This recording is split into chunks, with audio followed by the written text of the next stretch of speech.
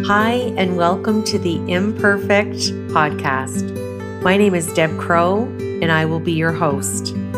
Join me on this journey as we meet heart-centered leaders from all over the globe. Lots of interesting questions, interesting conversation, and find out what makes a leader. How do they handle uncertainty and complexity? How do they lead in a time that is volatile? Join us.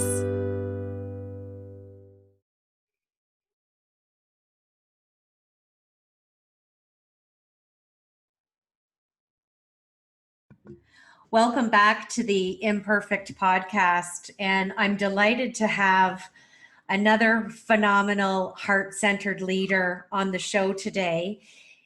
Let me tell you a little bit about her. I met Jill Craven last year, and it was just a simple gesture of reaching out on LinkedIn, and we had been liking each other's posts and commenting.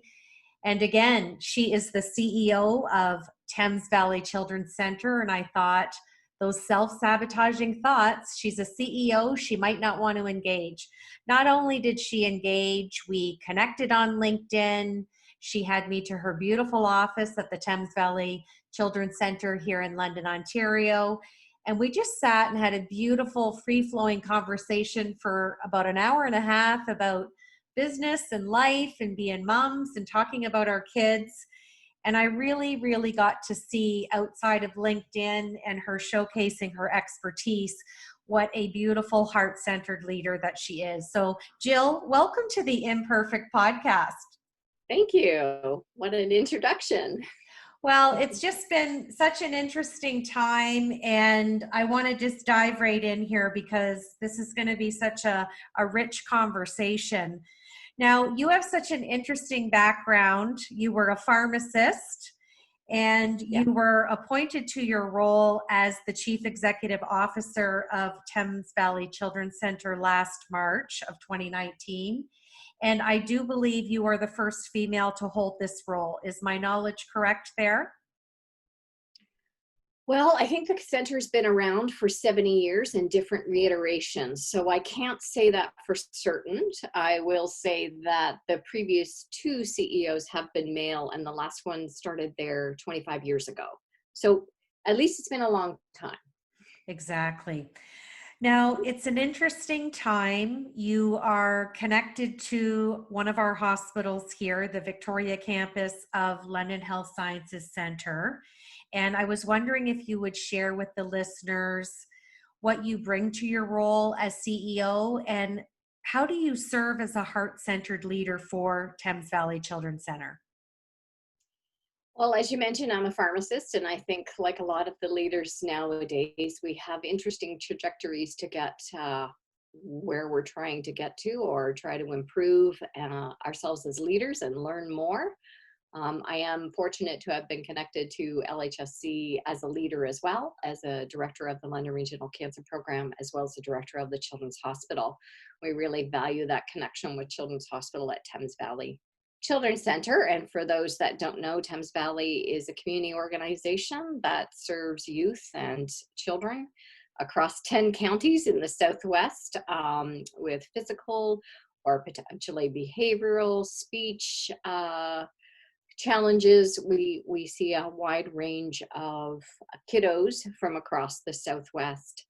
I think, in managing an organization such as Thames Valley Children's Center, one of our key values is client and family-centered care. And I think that's really, when you're leading with the heart, you tend to think about the people that you're serving. So it's a serving orientation, as well as the staff that you're serving. So again, a serving leadership type of orientation.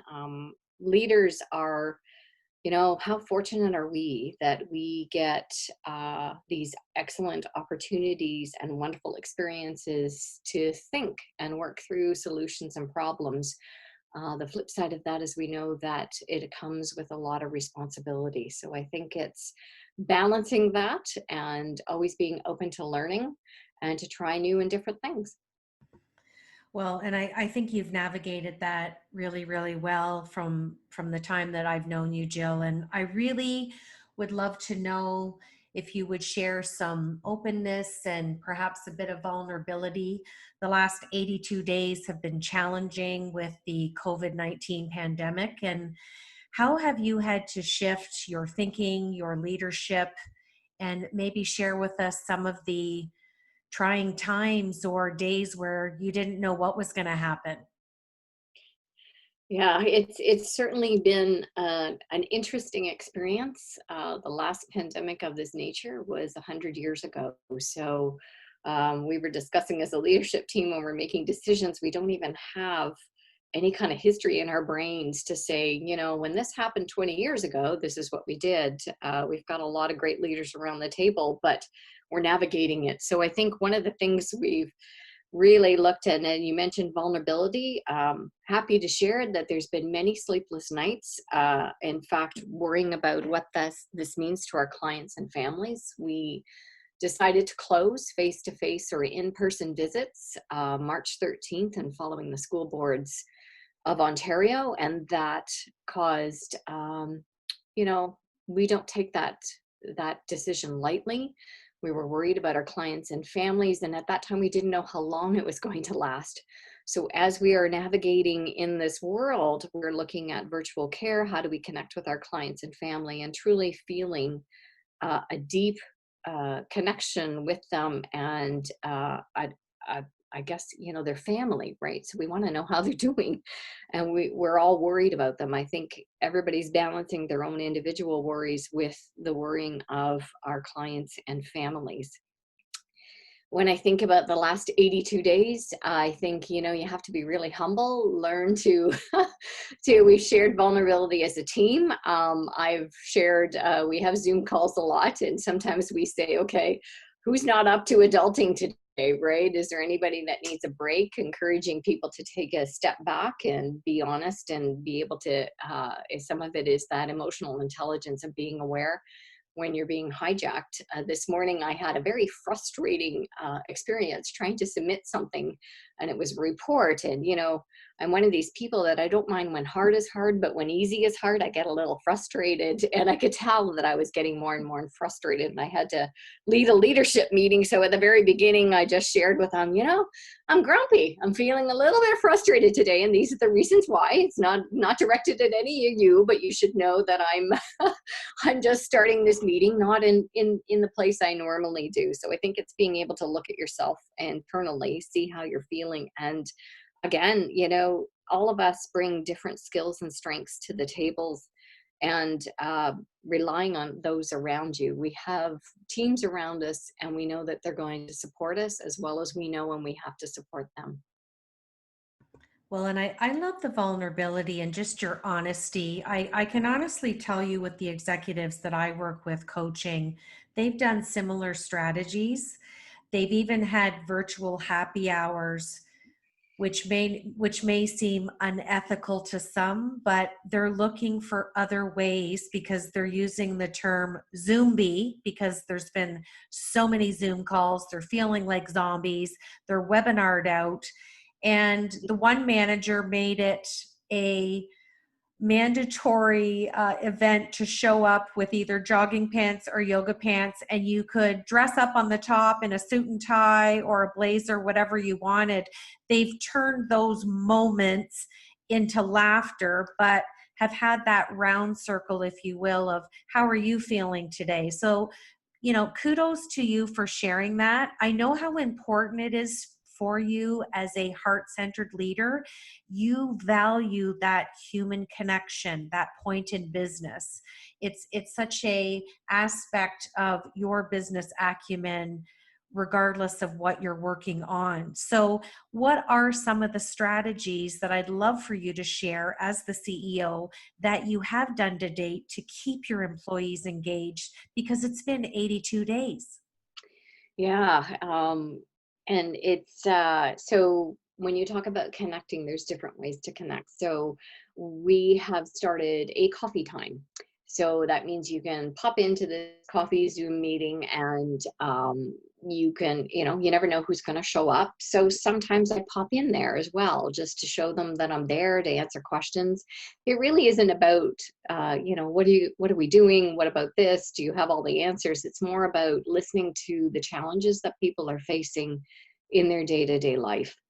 And uh, they don't expect answers from me, but I think they just expect that they're being able to share those with other people. So that's one thing. I do reach out to a lot of my colleagues. There are a large group of children's treatment centers across Ontario. We are organized under an organization called Empowered Kids Ontario, and I will tell you that we've been having those leadership check-ins. And yeah, we've had some of those fun ones as well. I have heard of others of our teams having pajama parties on Zoom and things like that. And I think that's really important. What we really try to do at the end of our leadership huddles, we're calling them, is share something good. Like we seem to be talking about this issue, that issue. And I make jokes as I'm setting out the agenda, this is just going to be a nice and easy, quick conversation about how Thames Valley could potentially reopen, right? And knowing that that's a bit of a sarcasm, and I know they know that I know that it's going to be a hard conversation. So I definitely try to inject some humor in our conversations, as well as it's really helpful to have some colleagues that you trust, that you can reach out to and say, hey, this is what I'm facing. What are you guys doing about this? I have to tell you, I am so impressed by the sector, and I'm sure this is happening all across Canada and the world, that we're all sharing things that we've learned. So if I come up with a message that I want to send and a communication to staff, then I often share it with my colleagues, because sometimes they share theirs and I say, oh, I really like the way they phrased this, that's excellent, and I add it into mine. And I do let them know that I'm shamelessly copying, because imitation is the best form of flattery, I'm sure. When you talk about ways that I keep connected, I do updates routinely to all staff, and I've been labeling COVID update number, whatever it is, and I think I'm up to 13. And some I haven't numbered, so I can't tell you that it's only 13, but it has been upwards of that. I've made 3 CEO videos to our clients and families, and right now we're working on another video in preparation for a potential reopening. And I'm looking at them and saying, what can you expect from us when you come in our doors? So a video of me wearing full protective, personal protective equipment, what our reception area looks like with plexiglass. And we've also got a great team that has puppets called Kids on the Block, and we're engaging them in it as well. So we're trying to make some of these fun, and coming up with things on social media that we can share things with. And our staff are continuing to reach out to clients. Our teams continue to meet. It's always impressive when you hear about meetings that have 100 people on Zoom. It's really quite impressive. We're continuing with things like an annual general meeting, but it's going to look different this year. It's going to be virtually, as well as a staff recognition event.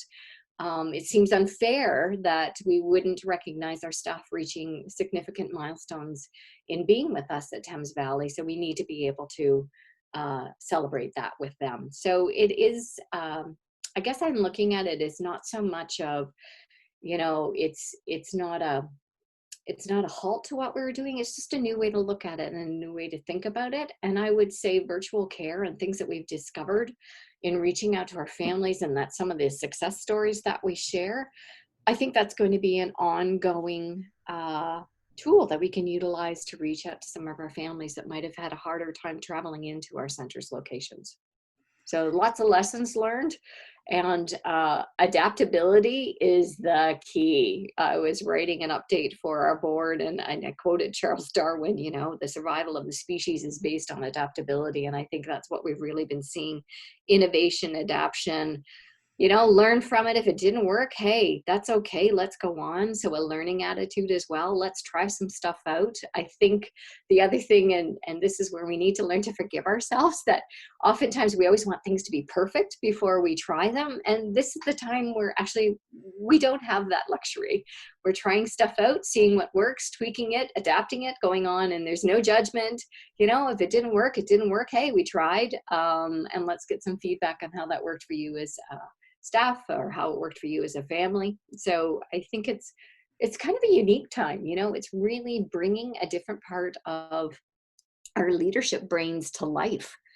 We're now looking at, these innovative ways. In the first couple of days, I will say that, yeah, it was scary for our staff, and we just wanted them to make sure that they felt supported from home, and that we were doing all that we could to protect their safety. So we did the right thing in and letting staff start working from home. We did have some people that were in our buildings that did critical business operations, and we continue to support them. But as we look to, what do we do in the future? We still want to maintain that staff safety, client safety, and work from a place of what works best for all of us.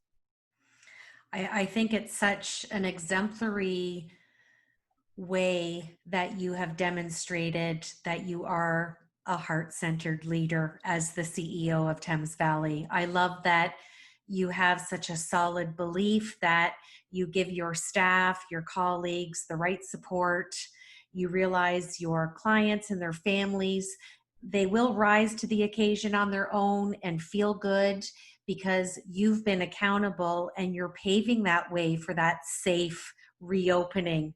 I also love about you, Jill, is that you develop strategies and you involve the ability to promote and call upon, and you inspire your staff to fully participate in the creating, because quite often I speak with people and clients and teams, and they think because you have CEO after your name, Jill, that you know everything about everything. And I've had to say to people, stature doesn't mean like this immeasurable intelligence, even though we know that you are an intelligent woman. It's just funny that I've loved seeing and witnessing and coaching through the leaders and the C-suite leaders and executive teams. I love that I've heard phrases like, I don't know, but I'm going to find out. I'm only communicating to you what we know in this moment. And I think you framed it beautifully when you said, we don't have anything to compare this to. It was 100 years ago that something like this happened. So it's almost like history in the making with these new compensatory strategies for leadership, and really keeping your staff engaged and doing what you can in the moment, because I still think we're heading into that phase 2 reopening, but there's still a lot of we don't know what we don't know, but that's And okay. that's a great point. And oftentimes in my communications, in my email updates, and again, I've tried to be very consistent with those and some of our messaging, but a lot of it is around, I feel like I'm always sending you emails that say, I really don't know, but keep the questions coming, because if you're asking them, others are too. And I always end off with, the commitment to keep them updated as I know things, because I think that's the other perception, is that leadership knows things that they're, for whatever reason, not passing along sometimes. And honestly, we're struggling just the same as staff when we look at, the reopening plans. And this isn't just for our organization, but others with families juggling online learning, the absence of daycare, and being able to return successfully to a physical location. There's a lot of challenges out there. When we reached out to our families, they reflect what our staff are, and some of them, when we were offering some of our virtual sessions, just, I can't do this right now. I am too overwhelmed with what is going on. Reach out to me later. And it's like, absolutely. But, we're just doing a check-in to make sure you're okay and seeing what you need. It's the same sort of thing with staff, right? Like doing a check-in. What do you need? And I think that's been the messaging that's consistent, is like, let us know what you need. Let us know where you have questions. I can't promise answers. And I think some of us we never go into that. And I think my background as a pharmacist does me well. There is no way in my profession that I would ever guess at an answer, right? I would need to look it up if I didn't know. So it's a similar sort of mindset I am never afraid to tell somebody when I don't know something, but I don't, it's kind of like that problem on your back. If I just say I don't know and I walk away, they still have that problem. So you reach out, get it off their back and say, but I'm going to see what I can find out and get back to you on it. So I think it's relieving some of those burdens. Once we know about them, leave that with us. Leave that with us. Good question. We're going to find that out. So I think some of it has been just relieving some of that burden. And again, you got to be aware of your own vulnerabilities. So I talk about the bag of rocks we often pick up, right? So there's a knapsack of rocks that we have on our back that's part of our personal life. And when we come to work, we put the knapsack of rocks down, hopefully, and pick up the knapsacks of rocks that's work. Well, right now, a lot of people are working from home, and guess what? They're carrying 2 knapsacks. So they need to reach out to others that knapsacks may not be as full as others. And what I try to use, and I did use this in one of my staff communication, is, be kind. Don't place a rock inadvertently in someone else's knapsack. You don't know the path that they're trotting. So I think that's part of it, is patience as well. I thank them consistently for their patience, the absolute trust that they seem to continue to show. And I understand that that's a privilege that I enjoy. The family centeredness that we have as all of us as employees of Thames Valley Children's Center, I just find it an incredible culture that I'm privileged to be part of, that was started long before I got to work there, as I've only been there for a year, but one that I'm very conscious of, a keeper of the culture, to not let that go. So I think in these times, some of those things that I think about when I sit down to write what I want to be authentic. And I write from the heart. So a lot of times the way I'm speaking in my emails is the way you would have a conversation with me in the hallway. Well, that's a beautiful modality of communication right there. Now, there's many, many traits and characteristics to being a heart-centered leader. Without thinking, what are your top 3 that you possess and try to implement into each of your workday? Oh, so I think first of all, I always try to remember what I'm grateful for and thankful for at the beginning of each day. I do a bit of a reflection. I think having being a reflective leader is always very important. If there's a path that I stumble across during the day, being able to reflect on it afterwards and then actually forgive yourself. I think if you're more open to forgiving yourself, you forgive others as well. I always try to have the conversation of, imagine this is someone coming to you with what you're chastising yourself for. How would you respond to that? And why would you respond any differently than how you are treating yourself? Empathy is really important, again, and listening. So you can't be a heart-led leader if you do not listen to people. So I think that's part of it. And I don't just mean listen with your ears, it's listening with your full body and trying to be able to understand where they're coming from. Absolutely. And especially going with the point you just said about the backpack full of rocks, and really being able to step into that other person's shoes and seeing life that day through their eyes, because families are dealing with a lot. So nice lead into my next question. I love talking about self-care, and Yes, yes. and self-care being modeled as being a heart-centered leader. Yeah. How have you gone about modeling your own self-care? I know you shared a little bit on about the team calls, but what other elements of self-care have you shared personally with your team to ensure they're not getting overwhelmed, fatigued, burnt out?